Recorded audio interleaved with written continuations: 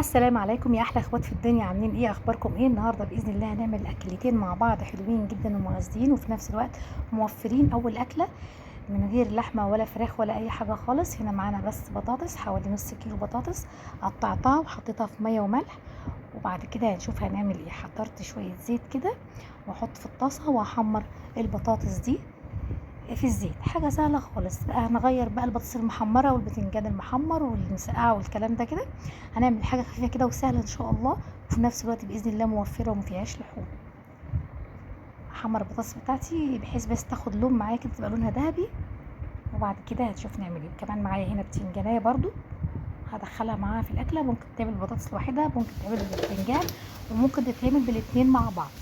هي كميه البتنجان واحده بس زي ما انتم شايفين على نص كيلو بطاطس. وبرده قطعت البتنجانه مكعبات، وكمان حطيت لها ميه ورشيت عليها ملح وعصره ليمونه وسبتها على ما احمر البطاطس. وهنزل بالبتنجان بتاعي اللي احمره. يعني هحمر الاثنين زي ما انتم شايفين كده، بتاخد لون بس ذهبي كده، تبقى كده ايه مقرمشه. وطلعها طبعا على ورق، طلعيها على حاجه يعني عشان ما تشربش زيت كتير. وعلى فكره الاكله كانت خفيفه وما كانتش شاربه زيت ولا حاجه. بعد ما اطلع كده كميه البطاطس هحضر واقلي ايه البتنجان بتاعي. وكمان كان عندي ايه قرن فلفل كده عشان الاكله تبقى جميله ولذيذه كده وفيها سنه يعني حاجه حلوه، طعمه كده تديها طعم. انتوا عارفين طبعا الحاجات الحراقه دايما تفتح النفس. فايه هتجيب قرنين فلفل برضو واحمرهم مع البتنجان. يعني اللي حابب يضيف الفلفل يضيفه، فلفل حار يضيفه. اللي مش حابب يحط ممكن فلفل بارد. اللي ما عندوش ممكن يستغنى عنه خالص عادي، يعني مش هيفرق في الطعم. دي اضافه خفيفه كده، حاجه لذيذه يعني. بس اللي مش حابب يضيف الفلفل خلاص ايه ما يضيفهوش.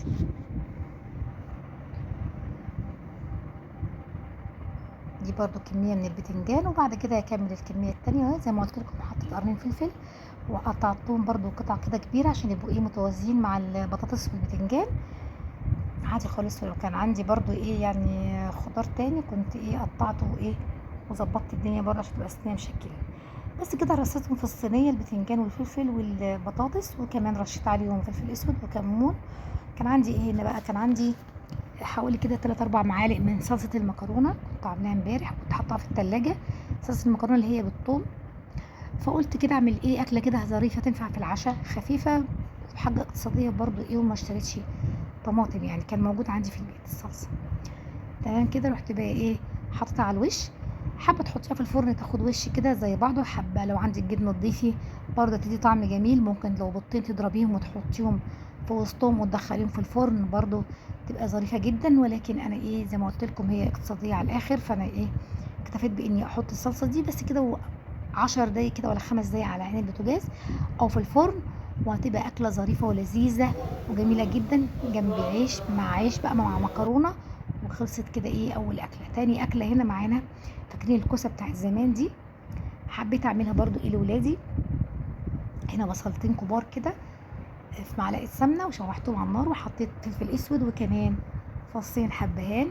وهقلب معلقه نص معلقه ملح كده صغيره برضو، واقلب كله مع بعض يا دوبك بس البصله كده ابتدت تصفر. وهنزل ايه بقطعه لحمه كده. كان يعني كان عندي قطعتين لحمه في التلاجة، فقلت اعمل لهم الخلطه دي بقى. طبعا انتوا عارفين الكوسه مش بتاخد ايه حشو كتير، فقلت استغلها واعمل بيها حاجه حلوه للولاد برضو ايه يتغدوا يتعشوا براحتك خالص، تنفع غدا او عشاء. فرمت اللحمه كده ونزلت بيها على ايه على البصل بتاعي. طبعا البصل ما شاء الله كتير ومسكر كده، دي طعم حلو للاكل. قلبت اللحمه طبعا نزلتها في البصل عشان يبقى العصاق بتاعنا. ما عندكيش لحمه ممكن صدر فراخ، ممكن قوانص، ممكن بقى تحشيها بخضار وفلفل وبصل، يعني مش مشكله خالص يعني. باي حاجه هتعملي الاكل بتاعك ان شاء الله. بس انا كانت متوفره عندي زي ما قلت لكم ايه قطعتين اللحمه دول. هقلب بقى كده لحد ما العصاق بتاعي او اللحمه بتاعتي تستوي. طبعا انتوا عارفين العصاق جروح الفلفل الاسود، فلفل اسود وملح وايه غطي عليه لحد لما ايه يستوي. تمام كده. خلاص كده دخل في السوا بقى. اظبط الملح بتاعه وحطيت الفلفل الاسود وانزله. احضر الكوسه بتاعتي دي. هنا كان عندي ايه حوالي كده كيلو كوسه، كيلو الا ربع كوسه كان في التلاجة، فقلت استخدمه واعمل الاكله الحلوه ديت برضو. قورتها ونقعتها في ميه ورشيت كده ايه، بعد كده هرش في كل كوسايه شويه ملح وفلفل اسود. التكه دي جميله بتخلي محشي الكوسه سواء رز او لحمه جميل جدا.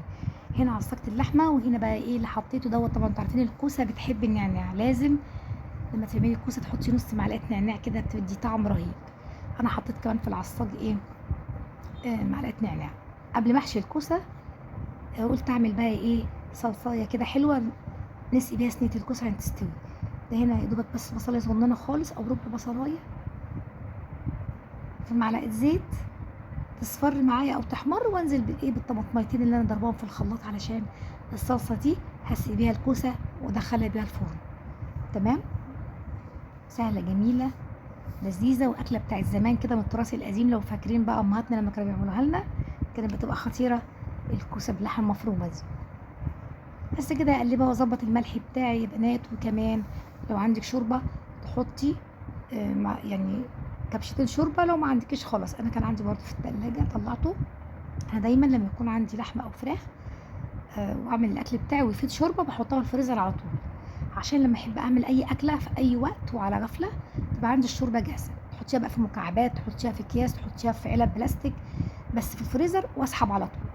تمام كده، حطيت شويه الشوربه بتوعي دول وهسيبها كده تغلي. يا دوبك تغلي، انا عايزه الشوربه عشان تسوي زي ما انتم فاهمين ايه الكوسه. هحشي الكوسه بتاعتي بقى بالمقدار من اللحمه ده. على فكره اللحمه دي فاضت، يعني الكوسه ما خلصتهاش كلها، فخليتها عندي برضو عشان اعمل لهم بيها ايه طواجن في يوم يعني. تمام، هحشي الكوسه بتاعتي زي ما انتم شايفين كده، وبعد كده هرصها في صينيه. احسن حاجه في صينيه، يعني انت حابه حله مش هتطلع معاكي كويسه، الصينيه احسن واجمل يعني بصراحه. هتخلي ايه كل الكوسه تاخد سوا واحد وبسرعه مع بعضها. الصينيه بقى ازاز، صينيه الومنيوم اللي عندك الموجود رصيهم في الصينيه بتاعتك. وكمان هاتي الصلصه بتاعتك دي واسقي الصينيه بعد ما تحشيها، وظبطي الملح بتاعها، ولفيها ورق الومنيوم على الفرن على طول. تاخد حوالي ربع ساعه 10 دقايق بالورق الالومنيوم، وبعد كده تشيلي ورق الالومنيوم زي ما انا ما عملت وتسيبيها ايه تاخد وش كده في تحت الشوايه، تديكي طعم لذيذ كده وتبقى حلوه وهتعجبك وهتعجب ولادك طبعا. حابه تحطي حته السمنه كده بعد ما تحطي الصلصه تحمر الكوسه من فوق وتدي طعم لذيذ، حطيه وادعيلي. بعد ما احط الصلصه بتاعتي كده واكتر عشان ايه تشرب منها وتستوي وتبقى حلوه، زي ما قلت لكم بقى ايه هدخلها على الفرن على طول، بس بعد ما اغطيها بورق الومنيوم يعني عشان ايه تستوي كويس. وبعد ما تستوي اشيله تاخد وش من تحت الشوايه. شايفين ما شاء الله دخلتها في الفرن خلاص كده، شلت الورق انا واحطها تحت الشوايه بقى ايه تاخد لون، وهتطلع بسم الله ما شاء الله ما اروع. اكلتين حلوين اقتصاديتين، يا رب يعجبوكم. ما تنسوش اللايك والاشتراك وتعليق حلو منكم، والسلام عليكم ورحمه الله وبركاته.